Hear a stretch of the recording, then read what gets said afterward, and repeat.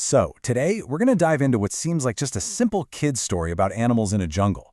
But if you look a little closer, you'll see it's actually this incredible case study on power, ambition, and what it really means to be a leader. So let's break it down.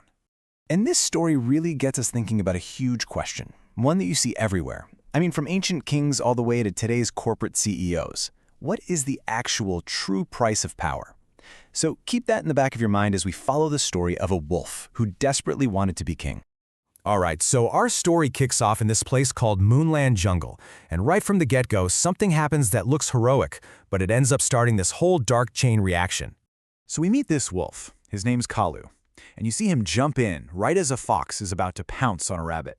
And at first glance, you're thinking, wow, what a hero. The rabbit is super grateful, even says, everyone had you pegged all wrong. But what the wolf says next? Yeah, it just completely shatters that whole hero image. And boom, right there, the story just lays it all out. This wasn't about being nice. This was a deal. It was a transaction.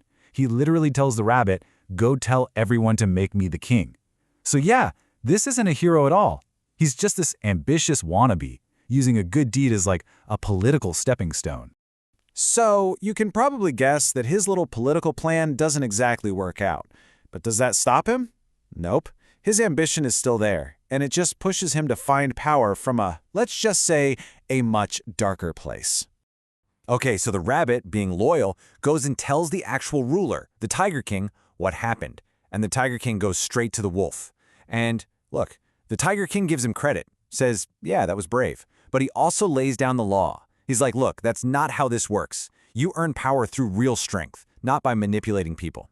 And then he drops this little reminder, telling Kalu, hey, remember that demon I saved everyone from? That's how you become a true leader, a real protector. So Kalu gets shut down by the system, right?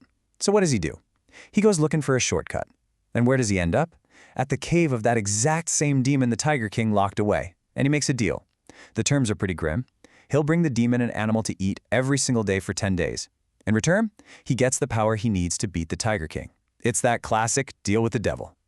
And with this new, borrowed, demonic power coursing through him, the wolf doesn't waste any time. And for the rest of the jungle, the fallout is, well, it's instant and it's brutal.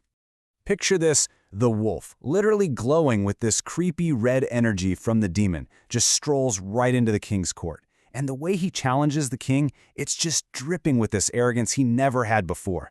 This isn't just self-confidence. You can almost see how that unearned power is already corrupting him. And the fight itself, it's a total shock. It's completely one-sided. The Tiger King, this mighty protector of the jungle, he just gets completely overwhelmed, left bleeding on the ground. All the other animals are just stunned. The wolf declares himself the new king and kicks the tiger out of his own home. Just like that, power has been taken, not earned, by pure artificial force. And so, the Wolf King's reign of terror begins. He's got to pay back that demon, right? So he starts sacrificing one of his own subjects every single day. The jungle, which used to be this peaceful place, is now just filled with fear. This isn't leading, it's basically a protection racket, and he's the mob boss. But, even in the darkest times, hope can find a way. As the tyranny gets worse and worse, a new alliance starts to take shape. Our deposed king, wandering all alone in exile, just happens to run into someone from his past. And who does he find? The Blue Fairy, the same fairy who helped him lock up that demon in the first place all those years ago. Now, in any classic story, this is what you'd call the magical ally. She's that character who shows up with wisdom, maybe some supernatural help, right when our hero is at his absolute lowest point. So, the fairy hears what happened, and right away she's like, wait a second, a wolf beating a tiger? Something doesn't add up here. She uses her magic, and poof, they're both instantly at the demon's cave hiding. And that's when they see it, the horrible truth. They watch the wolf drag another victim inside. And just like that, they know exactly where his new power is coming from. Okay, so now they know the secret. And that discovery is what sets up the final showdown. They've got knowledge on their side now, and the good guys are finally ready to take on the tyrant. So the Tiger King, he's got the fairy, he's got a plan, and he heads back to the jungle to issue a challenge. And you gotta notice the switch here, right? This time the tiger is the one starting the fight. He's doing it on his terms. And the wolf, he's so overconfident, so sure that his power is unbeatable, that he just accepts without a second thought. So the wolf lunges, ready to finish this, and that's when the blue fairy, who's hiding nearby, makes her move. She casts her spell, and in this flash of light, all that red demonic energy is just ripped right out of the wolf. I mean, this is it, the turning point. The wolf is about to fight with his own strength, not something he borrowed from a demon.